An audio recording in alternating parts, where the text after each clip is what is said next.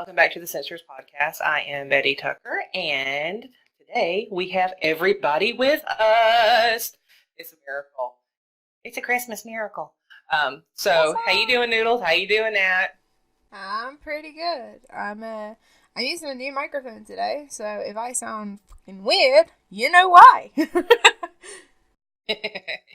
Sounds good. Just sounds like you're just sitting in my living room. I'm literally it's one of those what's it called, condenser microphones, and I'm just sitting here like ASMR time. And Nat's here. Oh my God, how you doing?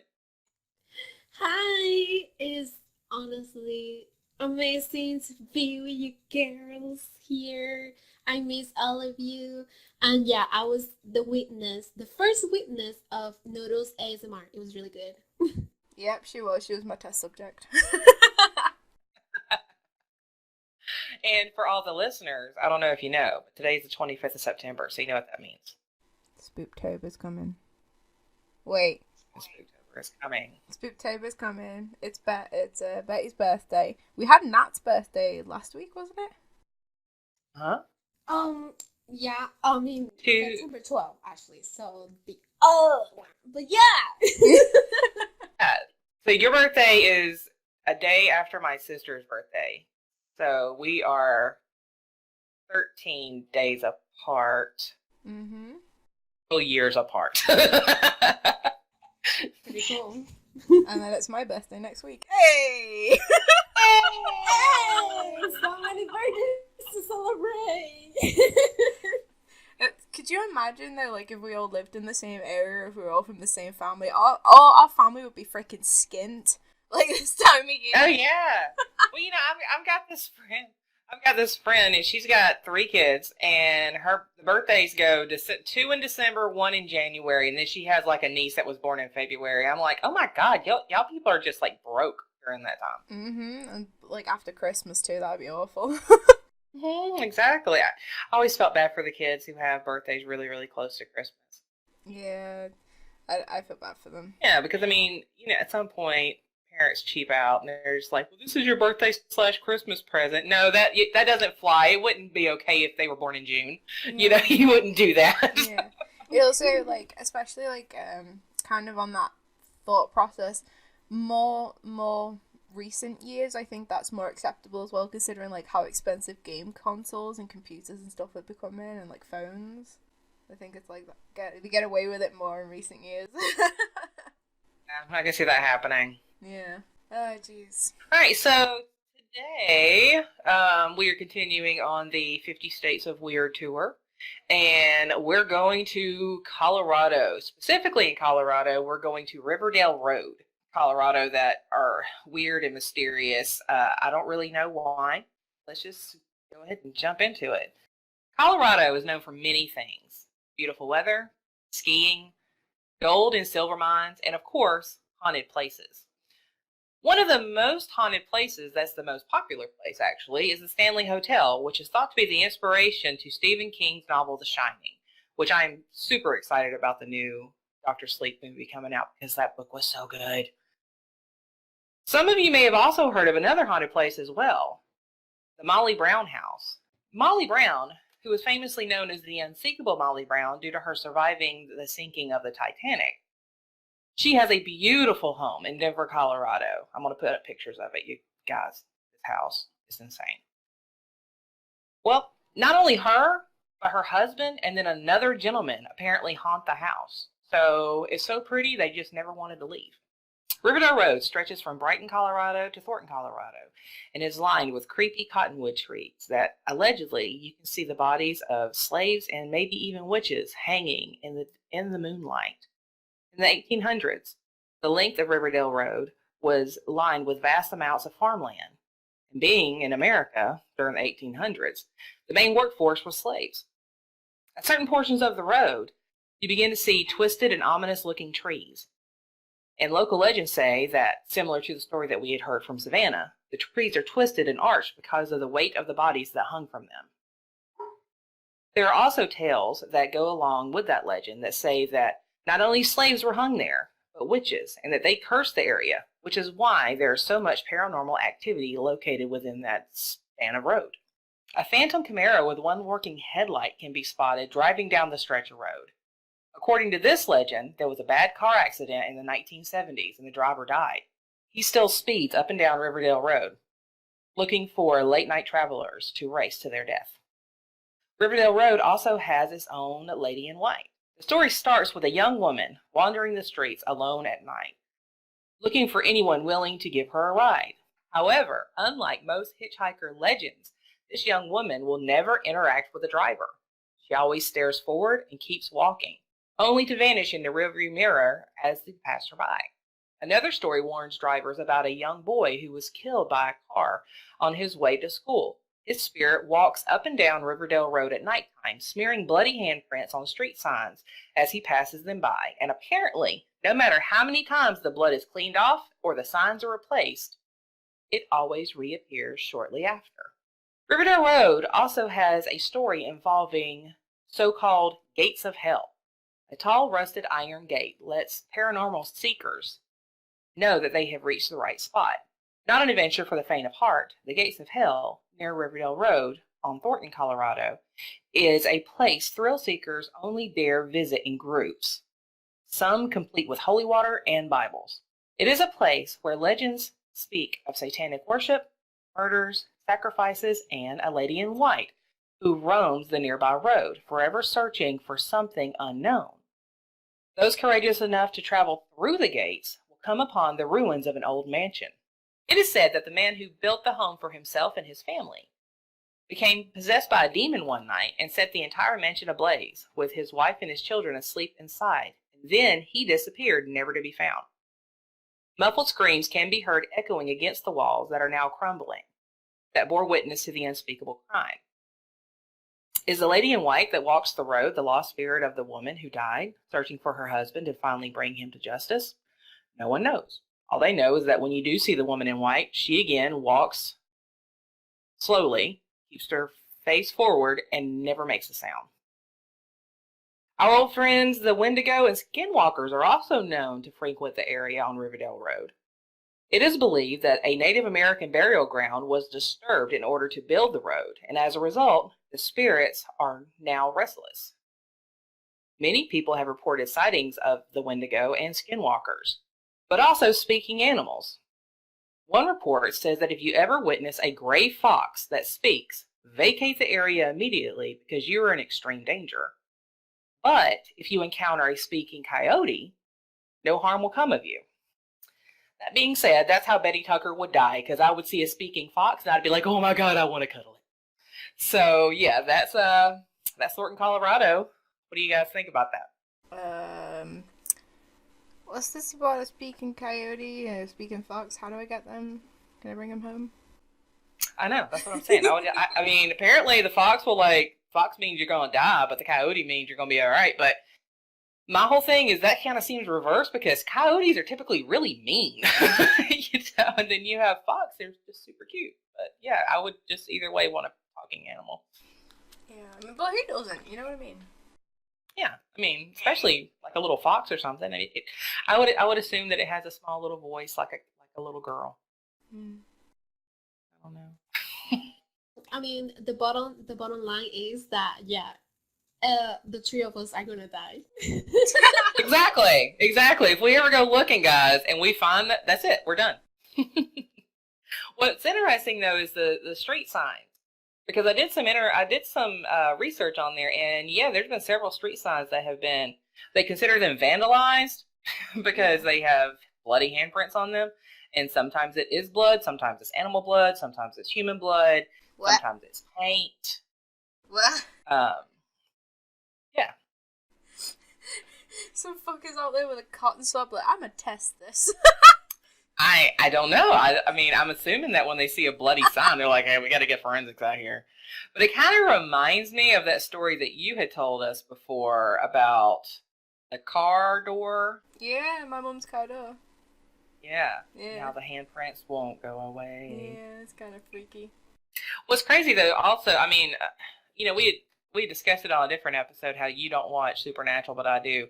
Considering that I've seen like every episode, there's been several episodes that sound very similar to this story, like the Lady in White, the car that people drive. The ghost of the person drives up and down the road, and they try to kill you.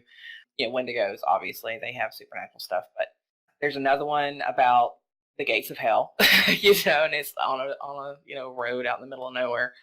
So I'm wondering if like the writers like did a lot of research on that. We're like, hey, this seems like it has a lot of things we can pull from. I don't know.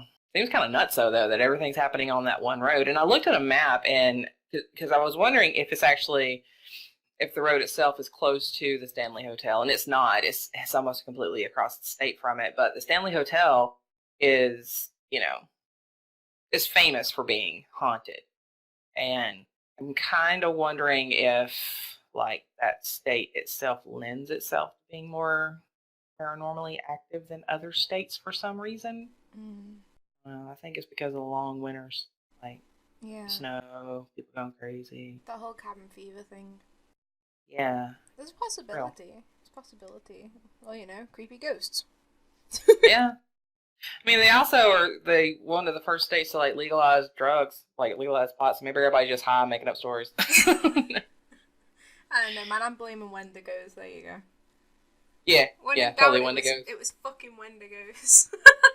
You know what? Also, like I have discovered through research, is like when in doubt, it's either Wendigos or it's Native Americans. They blame everything is blamed on Native American burial grounds. Like even if there is no burial ground, it's like, oh yeah, the Native Americans are mad. Yeah, okay. Yeah, it's dumb. Yeah, blame them for everything. But anyway, that leads us into your story. What you got for us today? Well, speaking of Wendigos, do you remember? Okay, let me take you guys back a little bit. Do you remember? Not too long ago, we talked about Wendigos and Skinwalkers and Until Dawn. Yes, I do. I think that was our last video before, Well, have I got a story for you? I'm ready. Let's hear it. Okay, well, basically, the creators of Until Dawn, Supermassive Games, released another game very recently, actually, and that game was called the Man of Medan. And believe it or not, the story of this game is actually based in reality. And I thought it was absolutely fascinating. Like, of course, like the Wendigo story that they'd done before was like, there was a fair bit of reality from that. They pulled a lot of stuff from history. They went into very good detail. And basically, Until Dawn is its own separate entity, right? It was its own separate story. It was the pioneer game of the studio. But they released the Man of Medan, which is apparently the first in a series that are completely separate from the Until Dawn world, but still focus on very similar gameplay features, etc., etc. So, here is the story of the Medan. The Orang Medan was an alleged ghost ship, which according to various sources became a shipwreck possibly in the Dutch East Indies water after its entire crew had died under suspicious circumstances in either 1940, 1947, or 1948, depending on the newspaper source you choose. The story of the Orang Medan has become somewhat of a legend. Accounts of the ship's accident have appeared in various books and magazines. Their factual accuracy and even the ship's existence, however, are unconfirmed, and the details of the vessel's construction and history, if any, remain unknown. Searches for any official registry or accident investigation recorded have proven unsuccessful. So it's a little bit of a ghost story, but that's what we're here for. The story's first appearance was a series of 3 articles in the Dutch-Indonesian newspaper, now here comes the butchering, De Locomotieve Shahamrschnifne, handles en Avatazi Blad. I'm so sorry. I'll just copy-paste that and put it in an annotation on the screen. In 1948. This depiction is mostly the same as later versions, but with some key differences such as the ship's names never been mentioned. However, in the story, the place of the shipwreck and the general gist of the story is always the same. The second and third articles describe the experiences of a sole survivor of the Orang Medan crew, who was found by an Italian missionary and natives on the, here we go again, Toangi I've probably ruined that. Atoll in the Marshall Islands. The man, before perishing, tells the missionary that the ship was carrying a badly stowed cargo of sulfuric acid, and that most of the crew perished because the poisonous fumes escaping from the broken containers got into the air and killed people. According to the story, the Orang Medan was sailing from an unnamed small Chinese port to Costa Rica and deliberately avoided the authorities. The survivor, an unnamed German, died after telling his story to the missionary, who told the story to the author Silvio Shirley of Trieste, Italy. According to one account of the story, at some point in time around June 1947, two American vessels navigating the Strait of Malacca, the city of Baltimore, and the Silver Star, among other passing by, picked up several distress messages from the nearby Dutch merchant ship, the Orang Medan. A radio operator aboard the troubled vessel sent the following message in Morse code. SOS from Orang Medan. Space. We float, all officers including the captain, dead, in chart room and on the bridge. Probably whole of crew dead. Space. A few confused dots and dashes of Morse code later, two words came through very clearly, and they were, and I quote, I die. Then, after that chilling message, there was nothing more heard of when the Silver Star crew eventually located and boarded the apparently undamaged Orang Medan in an attempt at a rescue.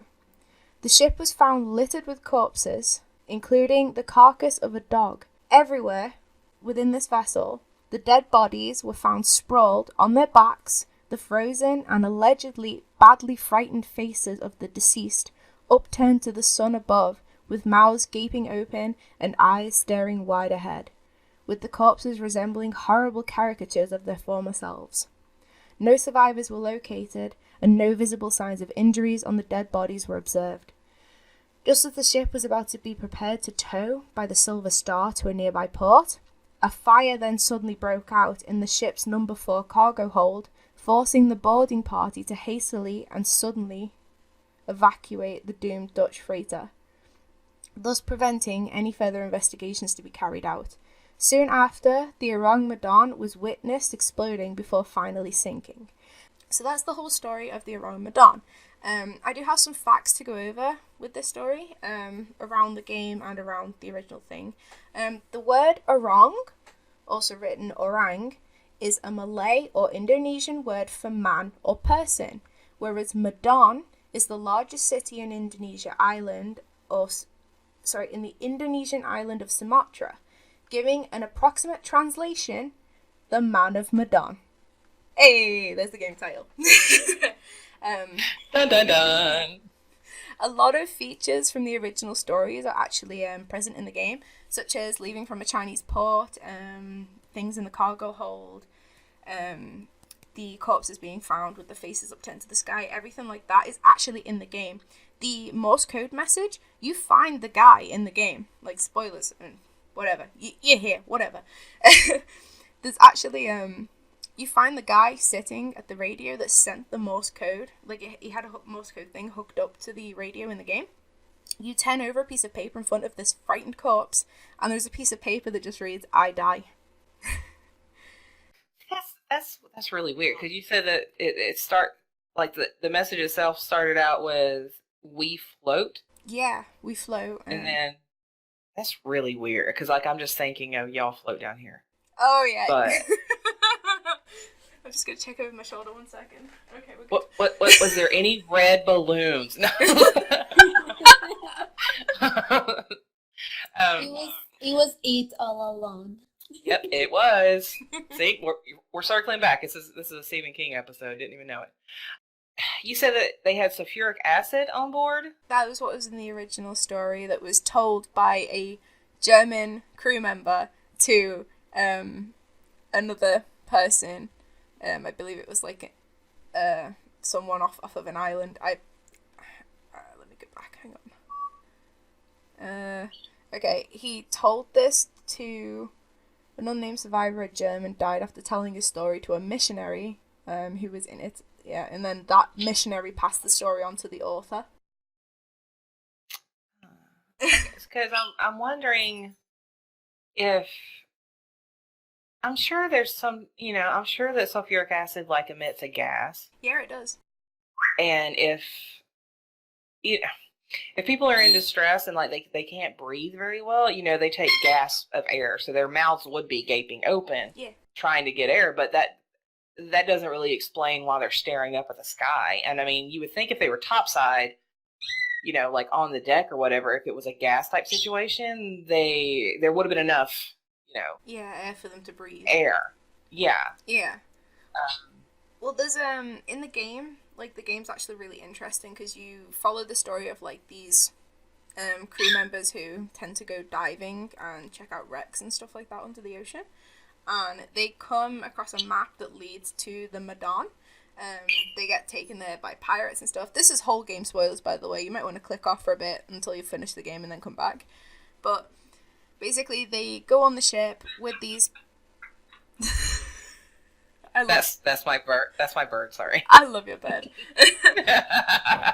That fucking evil laugh in the background, just perfect timing.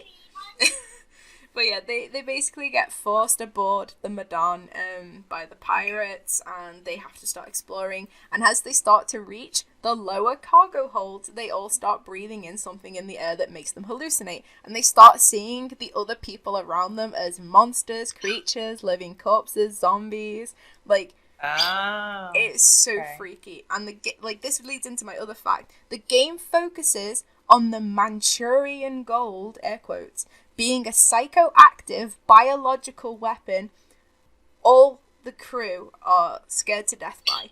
And I think I touched on this briefly about the Silver Star. The Silver Star was actually supposedly an American vessel. Okay. And the American vessel, there's actually been papers released by the CIA, but I'll get into that in a bit. But basically, in the game, the Manchurian Gold psychoactive biological weapon is actually like a greenlit thing by the CIA of the US. Of course. I mean, of course it is. And it's a highly top secret government project that got lost at sea. So yeah, that seems legit. Yeah. So that's the other fact that comes from that. Another fact we've got is theories range from unsecured biohazardous materials in the cargo all the way to carbon monoxide poisoning. Which would be interesting. What type of a vessel was it though? Was it like steam or was it gas or? We're talking World War II era, so. Okay, so it could have been a massive freighter ship is apparently what it's reported to be. Let's see, what did those run on back then? That was coal, I believe.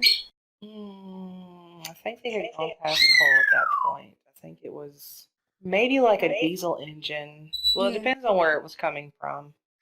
I think like the United States was using a diesel engine, but I'm not quite sure. I mean, don't correct me if I'm wrong, because I have no idea. But it seems like they were using diesel back then. But that gives off a gas, like it gives off emissions. So if they're in a non-ventilated area, that could kill someone. Same thing with the sulfuric acid idea. Yeah.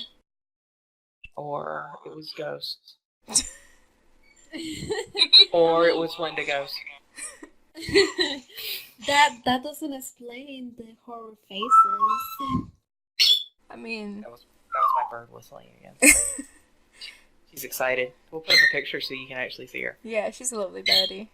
Okay, well, bouncing back to the CIA stuff. Public interest in the story of the Orang Medan is reflected in correspondence sent to the U.S. Central Intelligence Agency, also known as the CIA, in December of 1959. C.H. Mark Jr. of Scottsdale, Arizona, sent a private letter to the director of the CIA, Alan Jules, at the time. Within the letter, Mark first asked the recipient of the letter if they believe the story of the Orang deals with something from the unknown and then retells the story of the Orong and its sinking. The letter was released to the public May 5th of 2003. A little bit more information for that is, as you play the game, there's actually a lot of those names come up a fair bit in the game. There's a correspondence between those people with the ship captain and stuff, so it's kind of playing into it. But there's a general belief that this is something to do with the CIA, possibly. In real life. I mean, I wouldn't doubt it. The CIA, they're they're all over the place with MK Ultra and shit like that. There's no telling. Oh, by the way, I did look it up, and ships back then, they would use oil burning fuel. They would basically burn oil. That would provide carbon monoxide, so that's possible. Yeah, absolutely, definitely. But I could see how the CIA was involved in stuff, because their finger thing, the CIA is kind of, they're Okay, they're probably listening to this now. Hold up. CIA, we're just reporting on the things that were on Wiki, and all. Please don't come for me. Please don't come for us. Please no. I mean, yeah, no. if you come knocking here, you're gonna have some explaining to do. That's all I gotta say. We're gonna have a conversation about you before we have a conversation about me, right?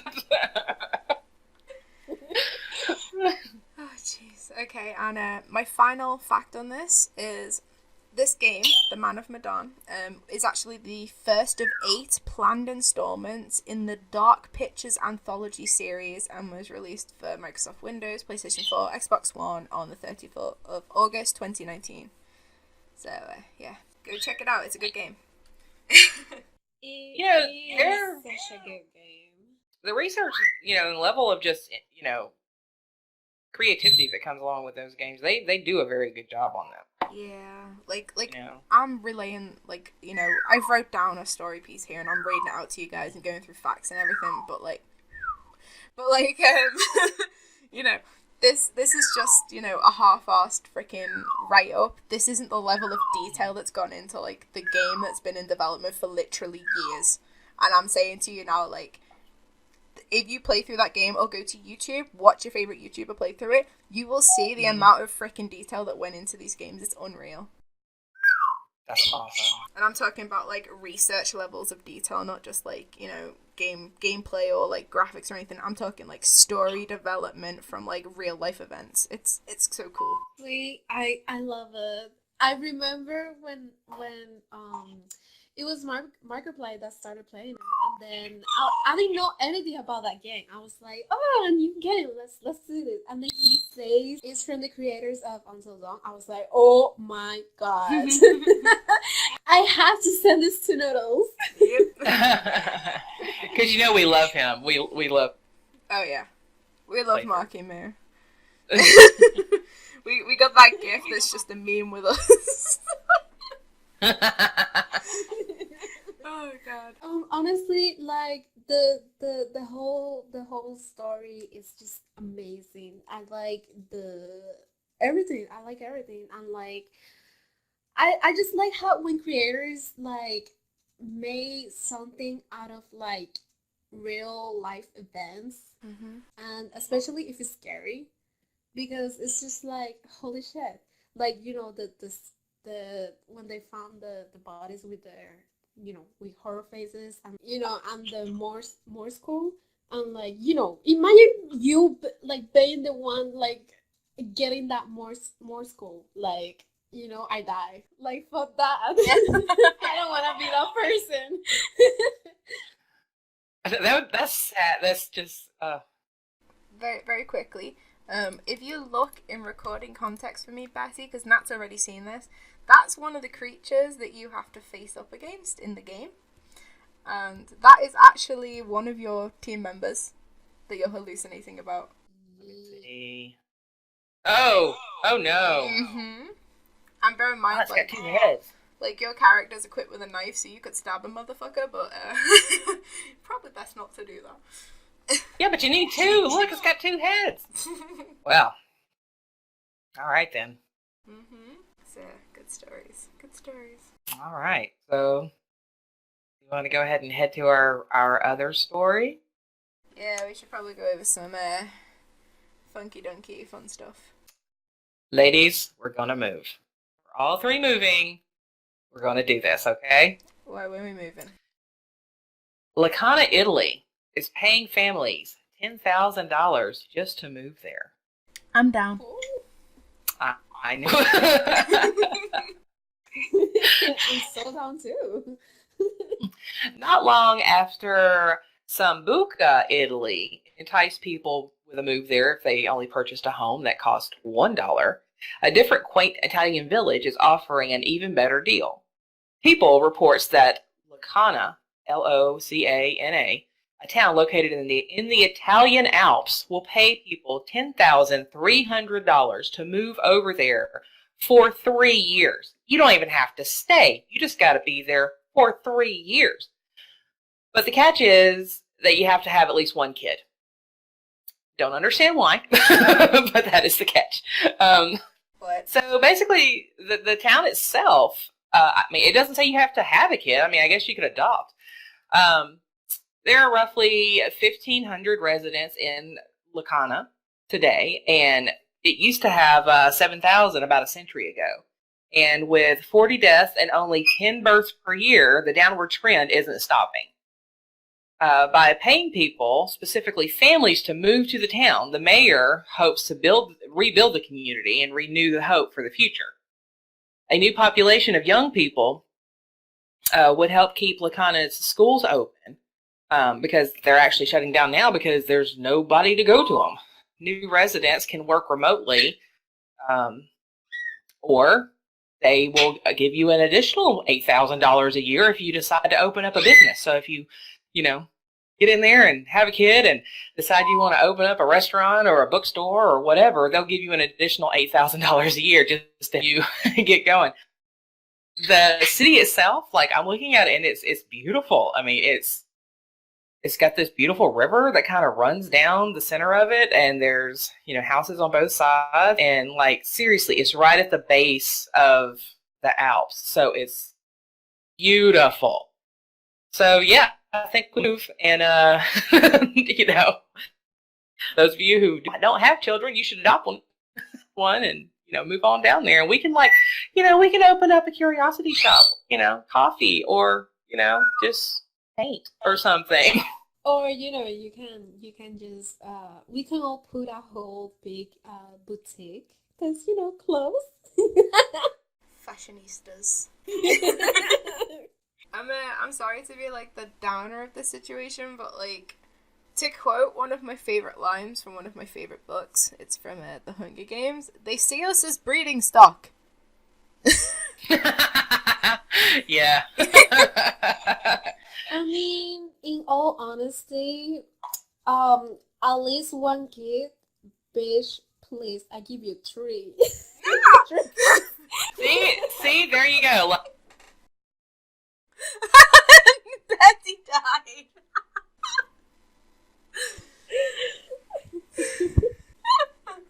Yes, everyone, I do actually want at least like 3 kids in the future. Can you stop advertising your womb on the podcast, please, Matt? Oh yeah, no, I'm messing. We've lost Betty. She apparently can't hear anything and her microphone's not working. So that is our story for this week. Betty and Nat are going to move to Italy. I'm too suspect of like the breeding stock questionable mannerisms of it. The Man of Medan is cool. Colorado is freaky. And have a good one. Bye guys. Bye. Fuck me, Jesus Christ. Oh no, I'm sorry for that feedback. No, you're fine. You're fine. Don't worry.